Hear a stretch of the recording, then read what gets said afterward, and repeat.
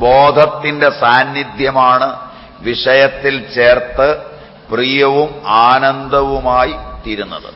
അതിൽ നിന്ന് ബോധം വലിയുമ്പോൾ ദുഃഖവുമായി തീരുന്നു. അപ്പോൾ സുഖം വിഷയത്തിന്റെയല്ല, ബോധത്തിന്റെയാണ്. എപ്പോഴാണോ ബോധം വിഷയത്തിൽ ചേരുന്നത് അപ്പോൾ പ്രിയമുണ്ടാകുന്നു. ഇല്ലാത്ത വിഷയത്തിന് നിലനിൽപ്പുണ്ടാക്കിയത് ബോധമാണ്. ബോധം വിഷയത്തിൽ ചേരുമ്പോൾ ബോധത്തിന്റെ സ്വഭാവമായ ചൈതന്യം വിഷയത്തിനുണ്ടാവുകയാൽ വിഷയം പ്രകാശിക്കുന്നു. ബോധത്തിന്റെ സ്വരൂപം ആനന്ദമാകയാൽ അത് വിഷയത്തിൽ പ്രകാശിച്ചു പ്രിയമാകുന്നു.